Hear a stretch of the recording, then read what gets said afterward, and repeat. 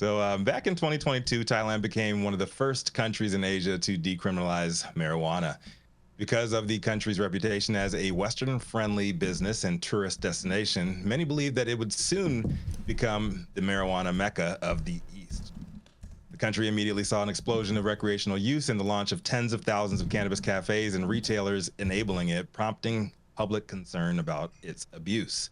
You see, much like many of the nascent markets operating in the West, legalizing without the proper laws in place to govern or clear regulations in place to prevent abuse meant Thailand's plans of becoming an Asian cannabis wonderland were soon to be canceled thanks to a high-profile election bringing in a new conservative prohibitionist government looking to fully swing the pendulum in the opposite direction. For a few months there, it seemed that all hope was lost for adult use in Thailand. But in a stunning reversal in policy news, Reuters' Shayut Sedbusarang and Panarat Thepgumpanat. Sorry, interesting. Totally butchered those names. Easy for you to say.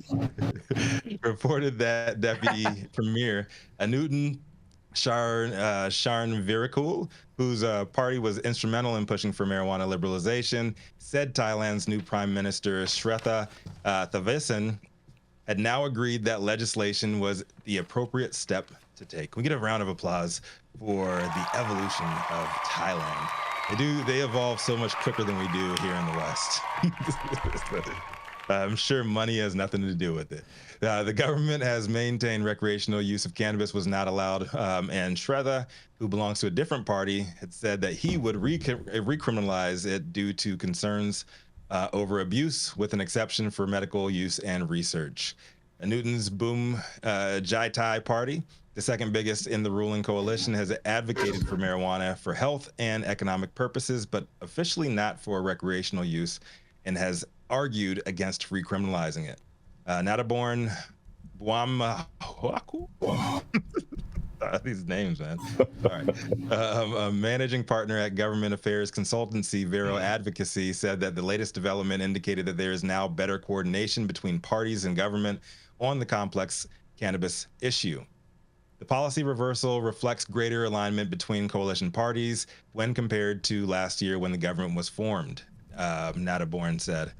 It will be a matter of law and debated in Parliament where there is already a draft law. Secretary General to the Prime Minister, Pramin Lersturiej, told Reuters, whether it's a narcotic or not is up to Parliament, end quote.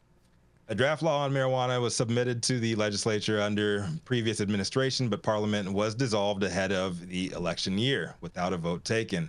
It was not immediately clear whether steps would be taken to crack down on recreational cannabis use, as Sretha advocated and ran his campaign on.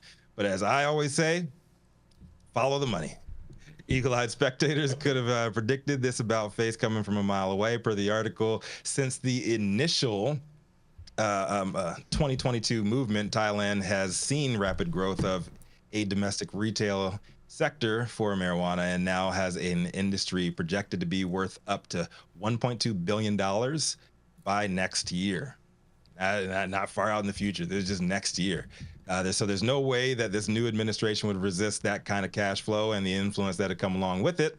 So an economic boon, all but guaranteed by revisiting legalization with a more measured approach. Sure. Of course, once again, the prospect of massive amounts of money trumps even the most staunch of quote-unquote morals by these Save the Children bureaucrats. So big ups to Thailand. It looks like they're open for business again. And I'm confused. I'm confused. Hooray capitalism. Nothing's corrupt about this at all. I'm Rico Lamitte, the dopest dad on the street for I9 News. I'm so confused. Thailand, I'm so confused by this story. Here we go.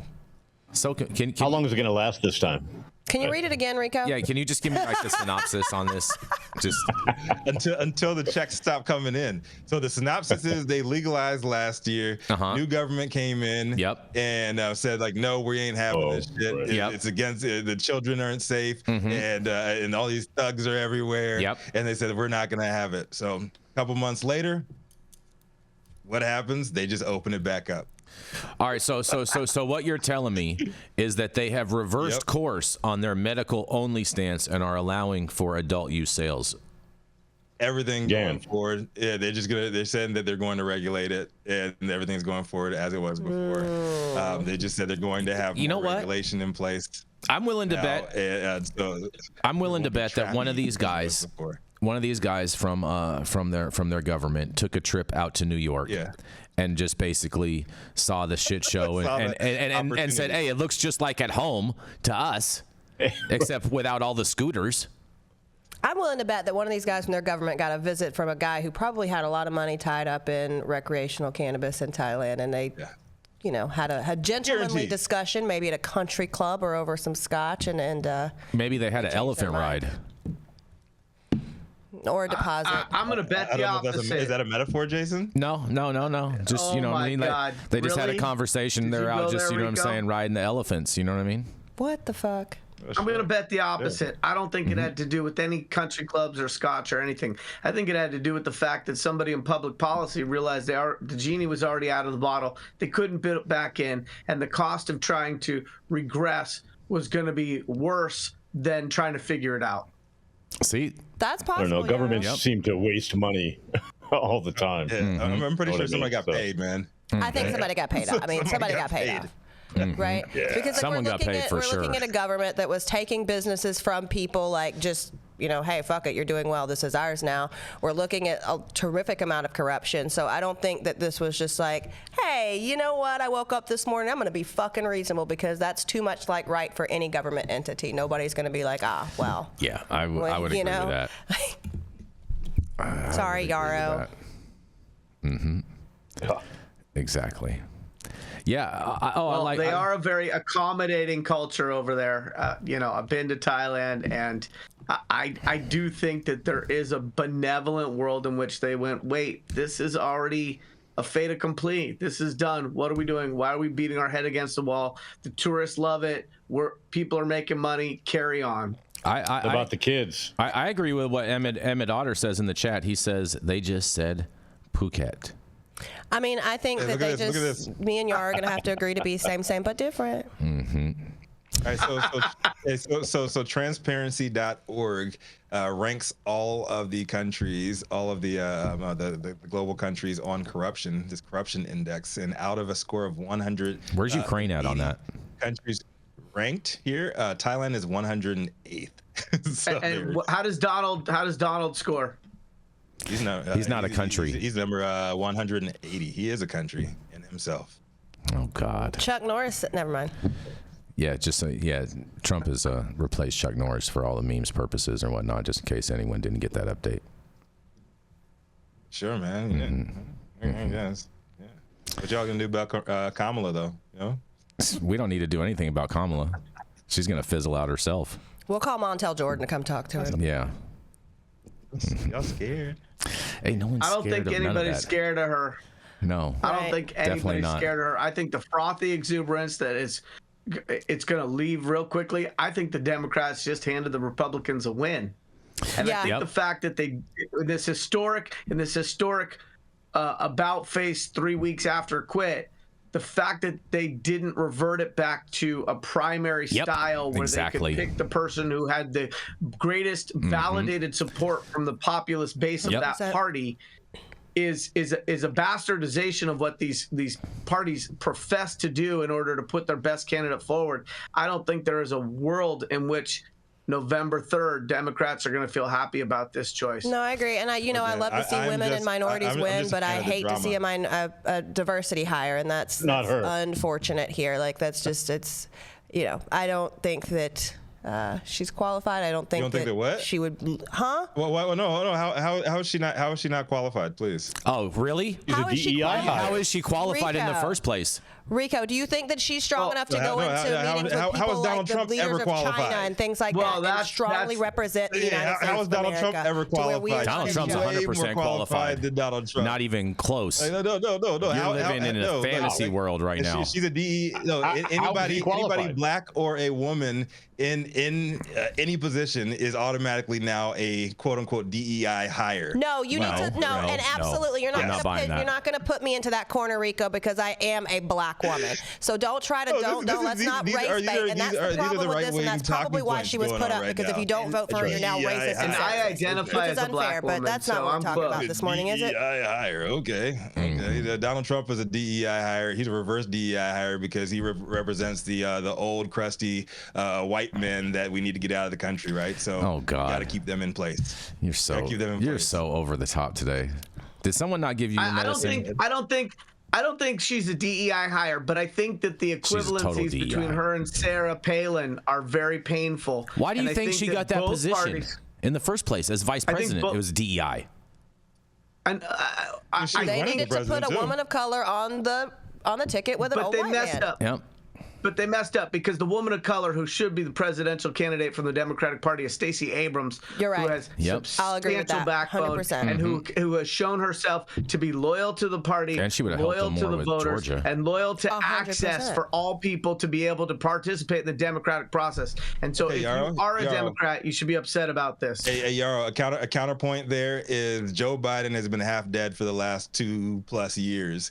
Would you not argue that Kamala Harris is the most loyal of all time, where she would not say a bad thing about this dude? I would argue that loyalty. I mean, hold on a second, bro. You know Kamala. Hold on a second, Rico. You know Kamala is known for having things in her mouth that forbid her from talking. Come on, now. Jesus Christ. Let's not take it there. I'm just saying, that's just reality. Just reality. That's not good. That's not cool. The boy fucked a porn star. Let's not take it there. Yeah, and Donald Trump rape. Suddenly there's morals involved. Who got? Yeah. According to Stormy Daniels, he barely fucked a porn star. Come on, man. E. Jean Carroll, that dude was found liable for rape. That wasn't real. The newborn. Look at her. The dude was found liable for rape. Come on, man. In a court that was a kangaroo court. Oh, it was not because he was found guilty. This is total. He was in it. Yeah, total sham job. Total sham job. Any verdict that doesn't align with. He's been a con man his whole fucking life. Now there's a fucking camera on him everywhere, so he can't get away. He's had a camera on him his entire life. What are you talking about? Hey, my only request is we stick to the issues when we're talking. We're going to criticize these people. Like, let's not take those personal attacks. We're like, that wasn't personal attack. That's just factual information. Like that, man. That just. I mean, but Rico, even if we try to take the high road, I think we need to be equal and have parity across both parties. If we're going to talk about Donald Trump and his grab him by the pussy and the convicted rapist and the Jean Carroll thing and the Stormy Daniels thing, then the way in which Kamala rose through the ranks and got some of her plum appointments is an equal target, right? We need to be equal in the way now. And if I don't think she's a diversity hire, but I certainly think that if people are going to say she's a diversity hire, we could say Trump is a silver spoon hire too, right? So I think that the key here is to make sure that we are insulting everybody. Trump was never hired on this show. Trump was never hired. That's the big difference. Trump was never appointed. Trump ran and won, so he was never he wasn't hired or appointed by someone in that sense. No, but I think there's an argument to be said that his success is directly proportional to the money his father gave him. Let's bring it back to cannabis because we can debate this the whole. All right, fair enough. We're going to go to a commercial and we're going to be right back. Yeah.